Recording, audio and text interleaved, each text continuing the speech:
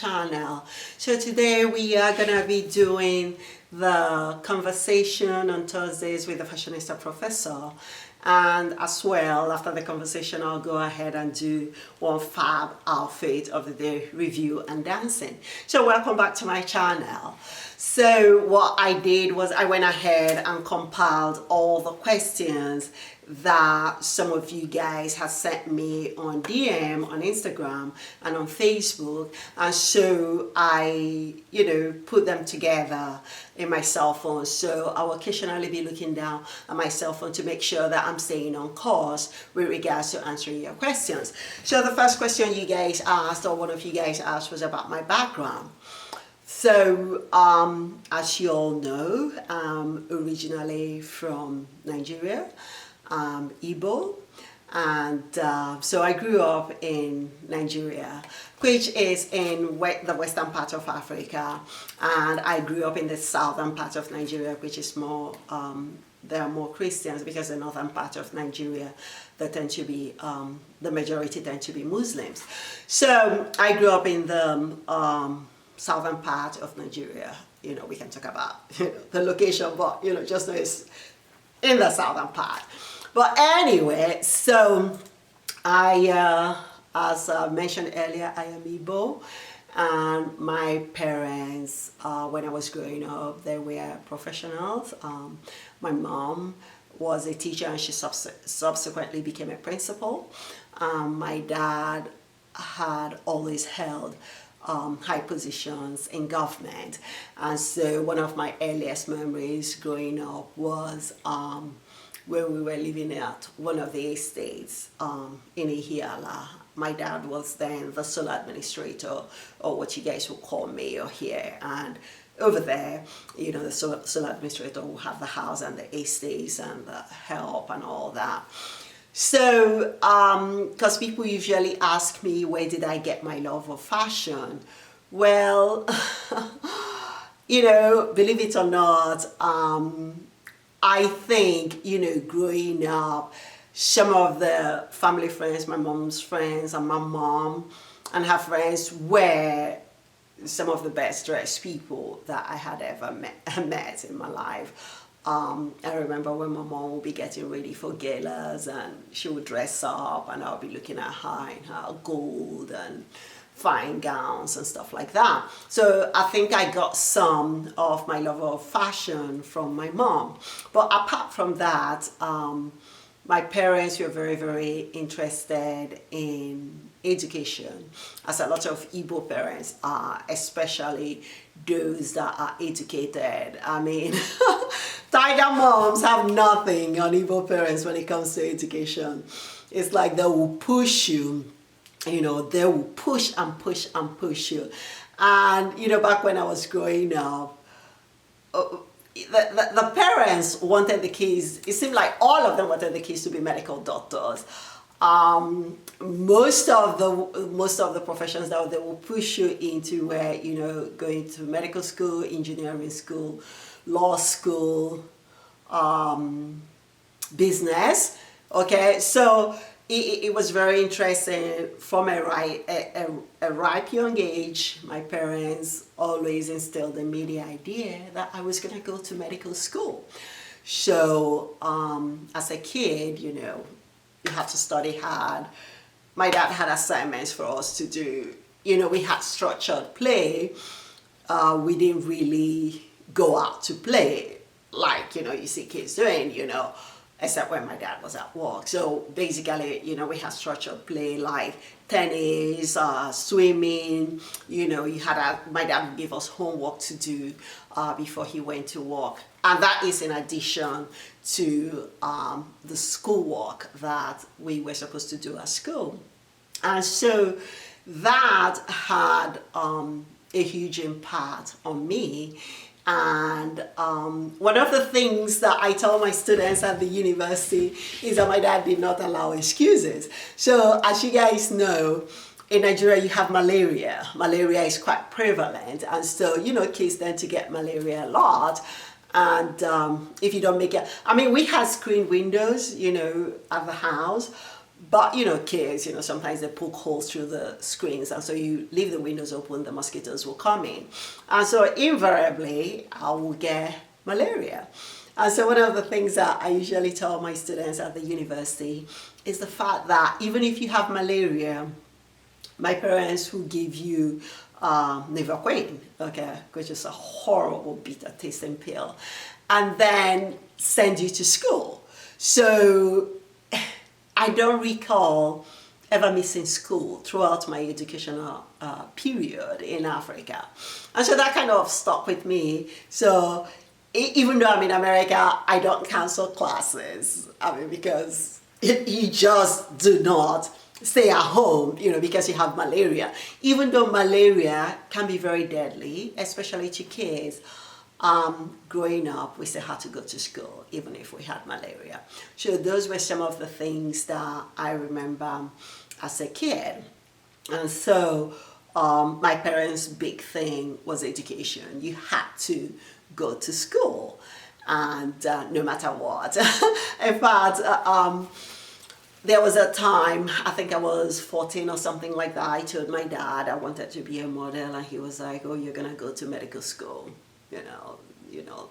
None of this talk about being a model. So that was kind of, the idea that they had, and the idea that education is the be all and end all. So we were raised, my siblings and I were raised with the idea that we had to get very good education, and we did.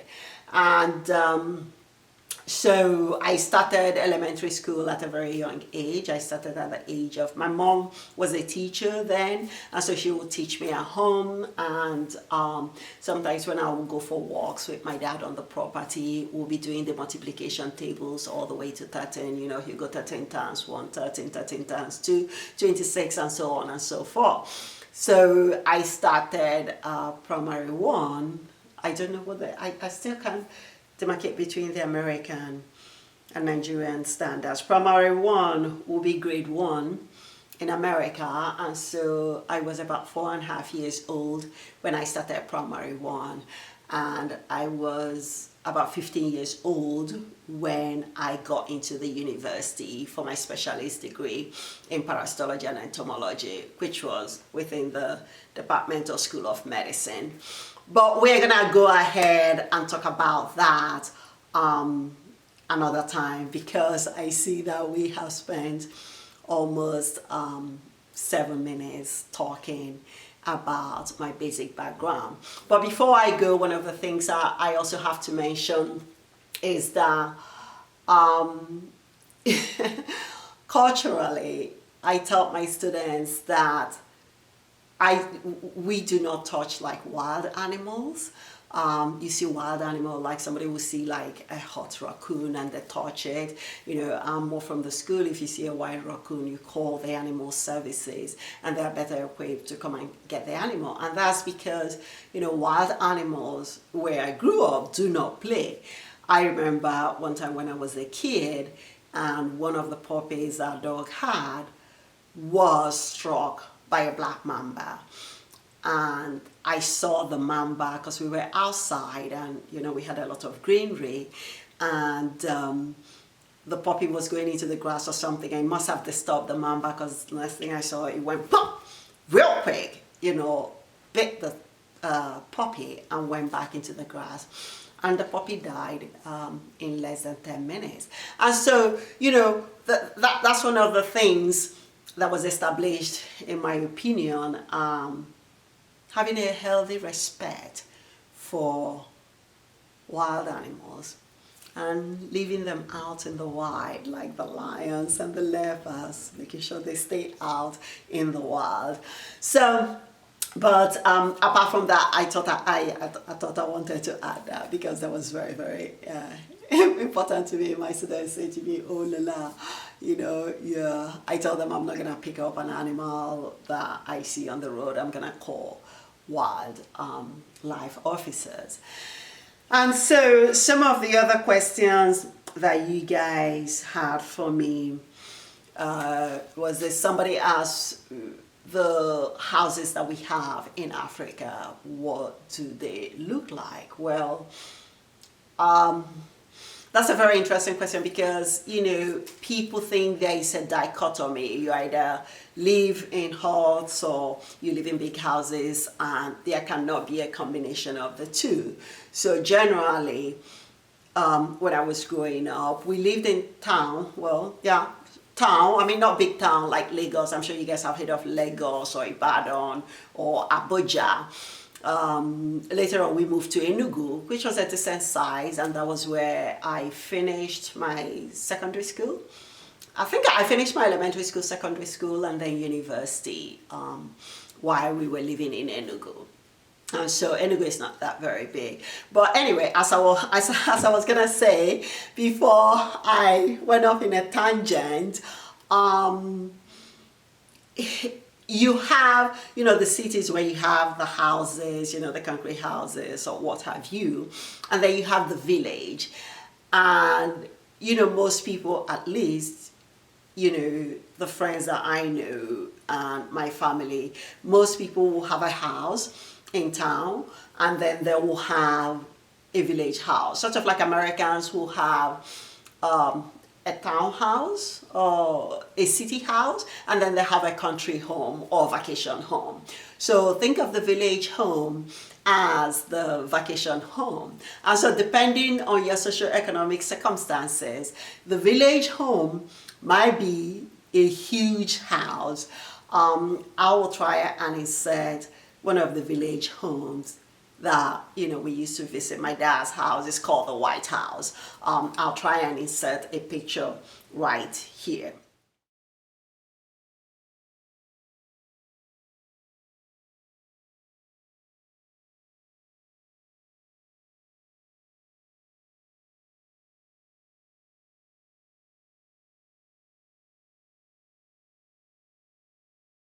Here.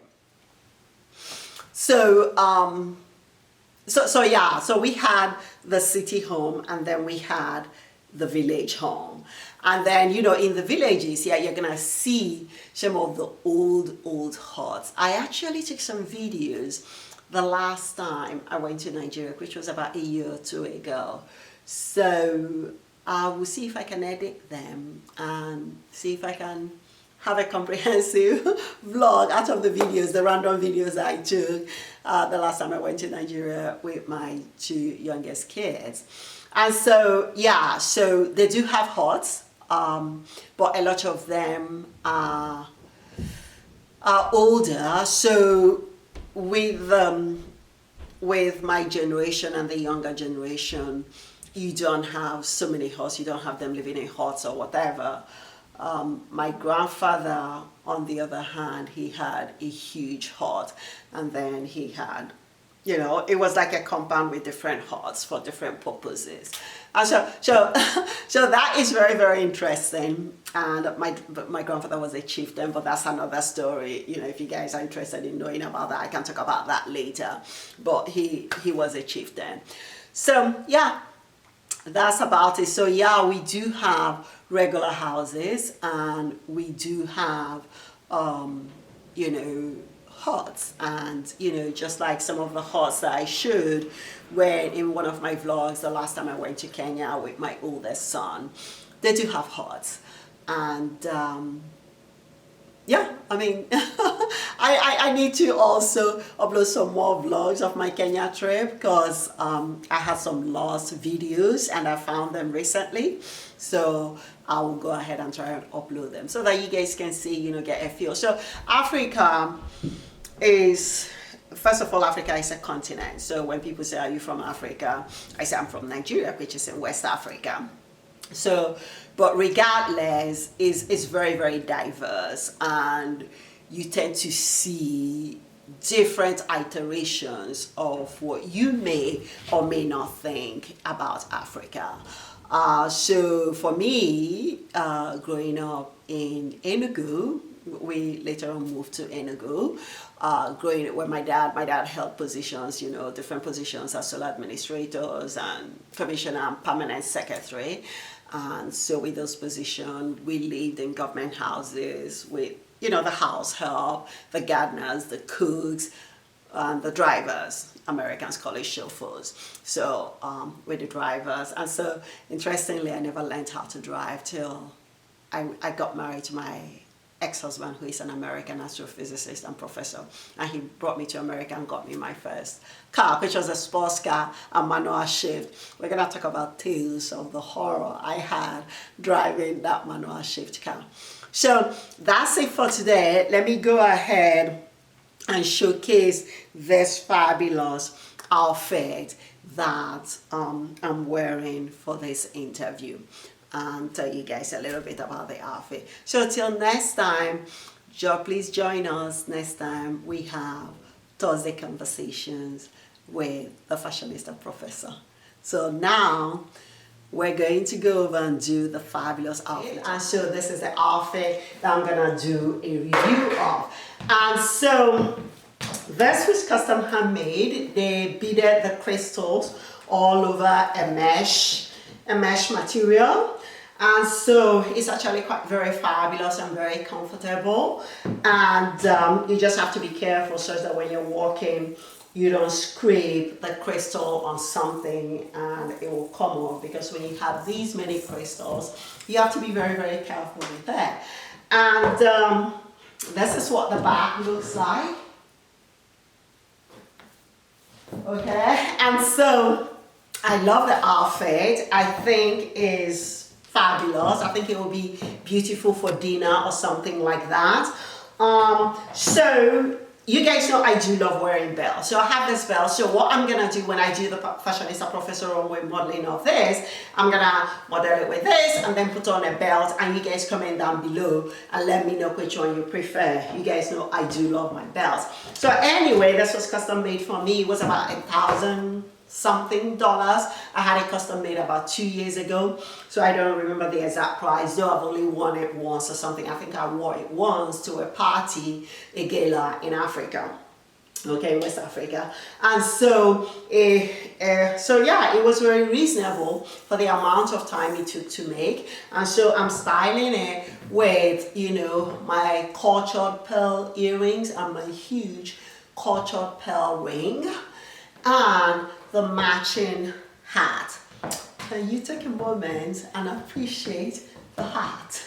You guys know I love hats. You know, I grew up in Africa and I went to school where you had to wear beret to school. So I have a certain je ne sais quoi affinity for hats. So this is the outlook.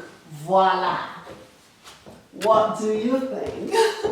So let me go ahead and do the Fashionista Professor runway modeling of this outfit for you guys. So here it is.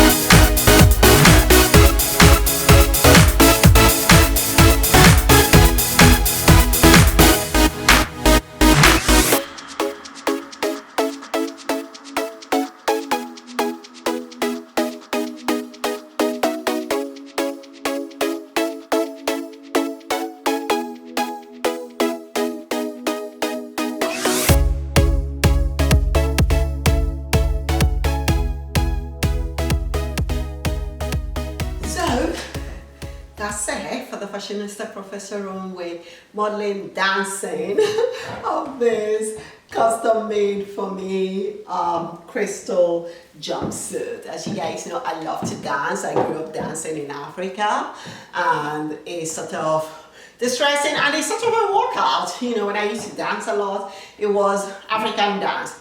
You know, I used to dance a lot of African dance. Actually, when I first came to America, I taught it as part of an exercise thing at the university.